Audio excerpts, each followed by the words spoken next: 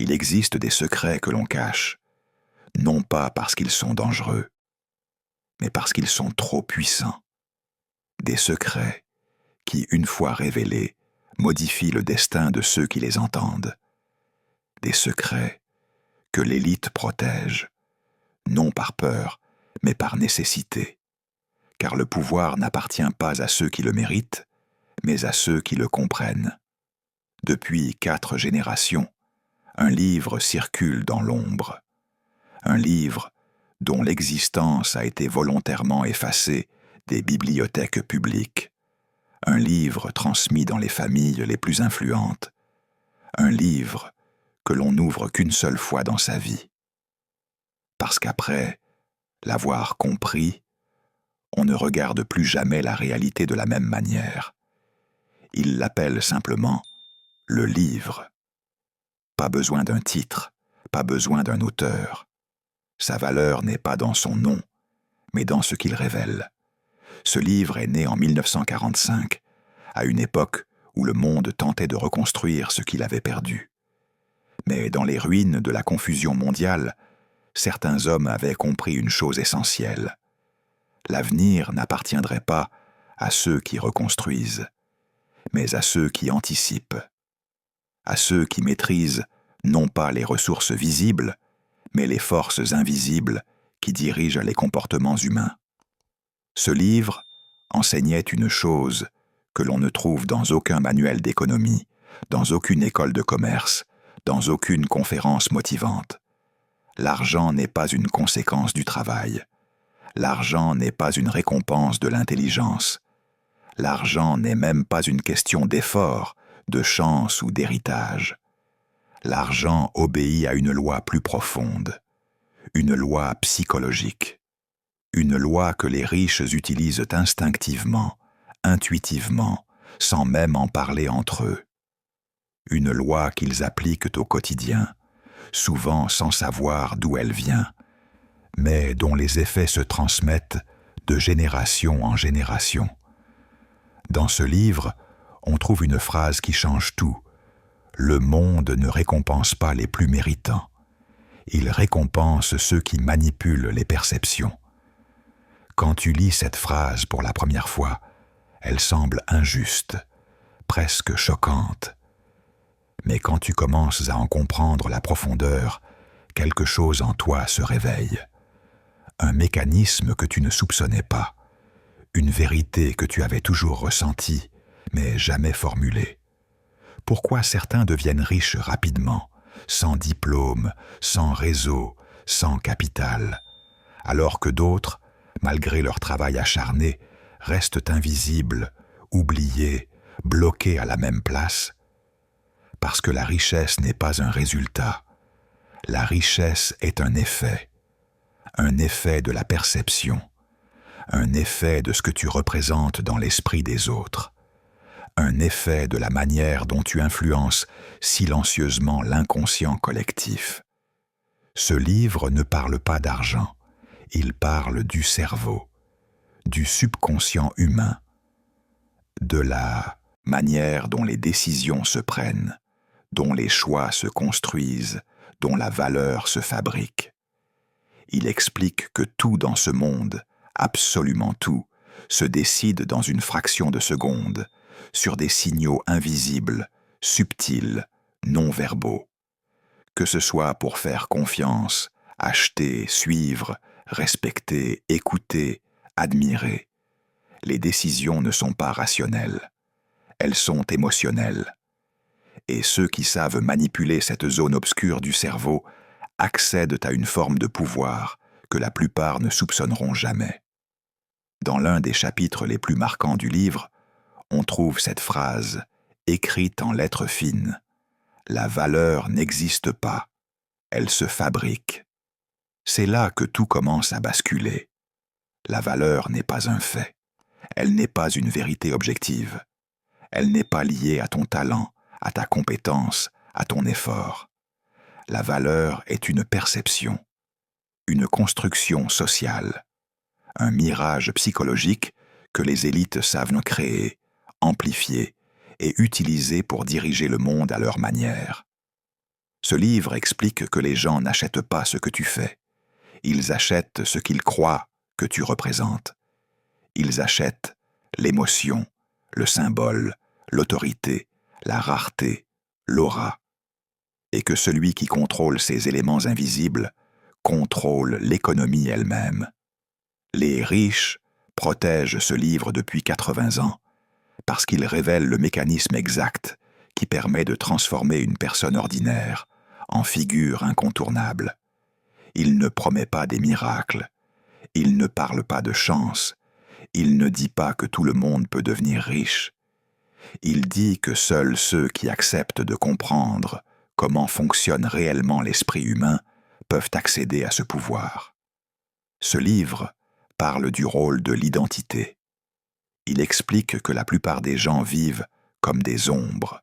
Ils imitent, ils suivent, ils regardent, ils espèrent, mais ils ne projettent rien. Ils n'imposent rien. Ils ne laissent aucune trace psychologique. Les riches, eux, comprennent une vérité essentielle. Le monde appartient à ceux qui incarnent quelque chose, pas à ceux qui travaillent le plus, pas à ceux qui sont les plus gentils, pas à ceux qui sont les plus intelligents, mais à ceux qui ont compris comment projeter une image intérieure si forte, si cohérente, si magnétique, que les autres n'ont pas le choix que de les suivre.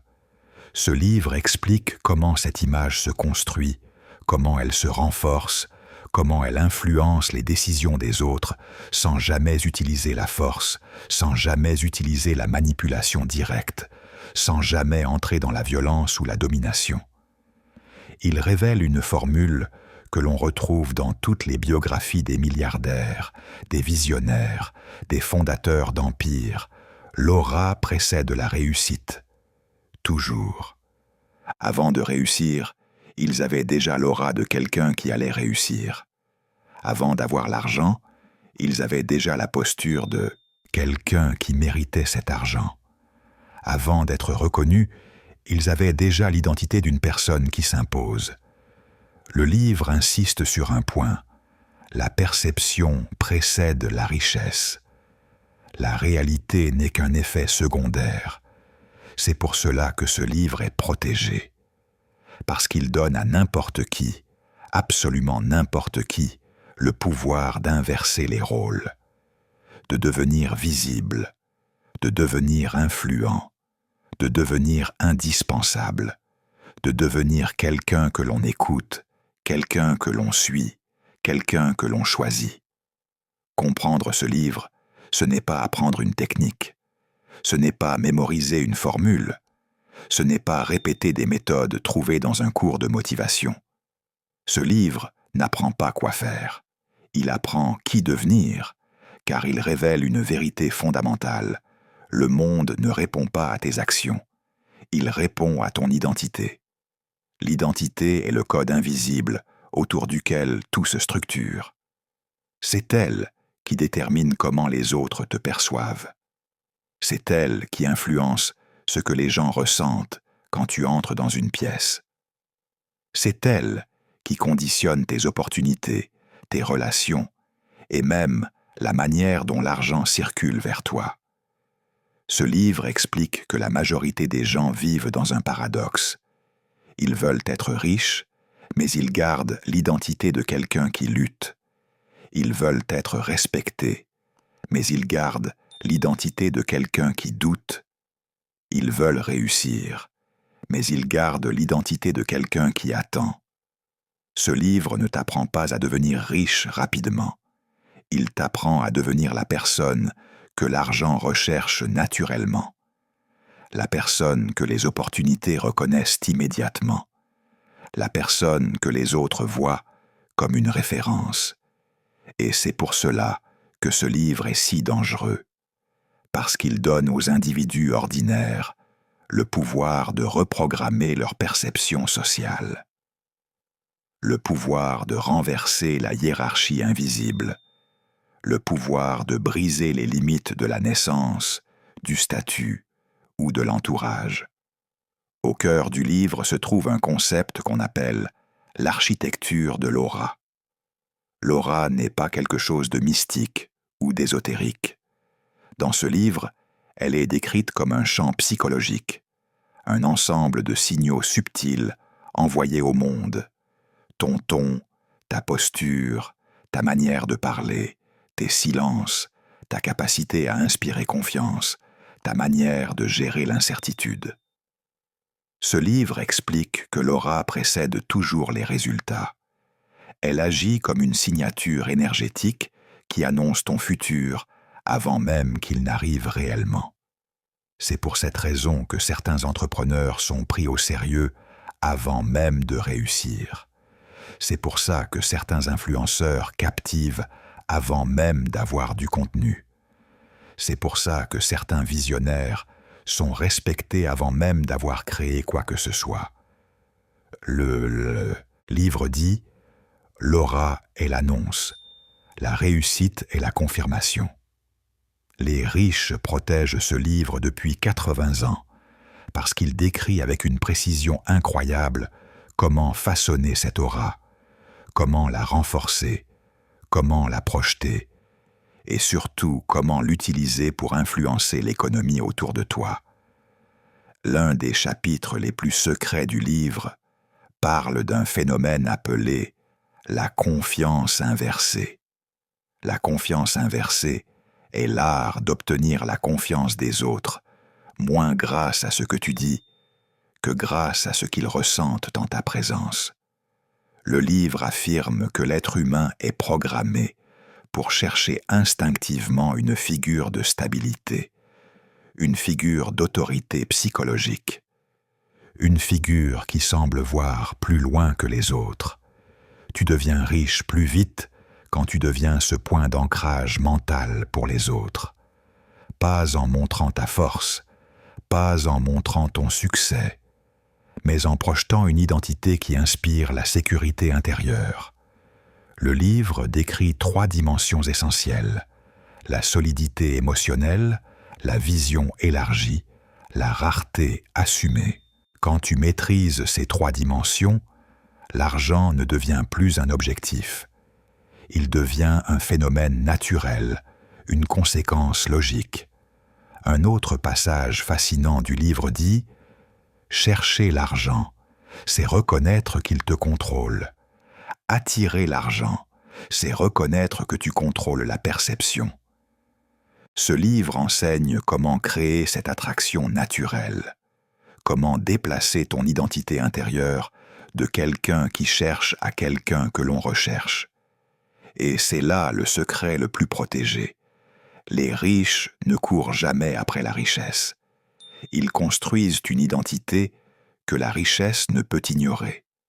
Le livre montre comment cette identité se crée à travers des micro-habitudes invisibles, des choix subtils, des façons de regarder la vie qui, mises bout à bout, créent un effet massif sur ta trajectoire. Il ne s'agit pas de motivation.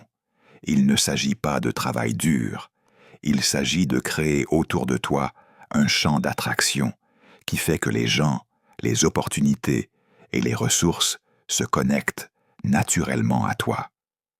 C'est pour cela que ce livre n'a jamais été publié, car s'il l'était, les structures du pouvoir seraient là bouleversées. La hiérarchie sociale serait reconfigurée, et beaucoup de ceux qui détiennent l'autorité actuelle seraient remplacés par ceux qui comprennent le fonctionnement réel de l'esprit humain. Le livre dit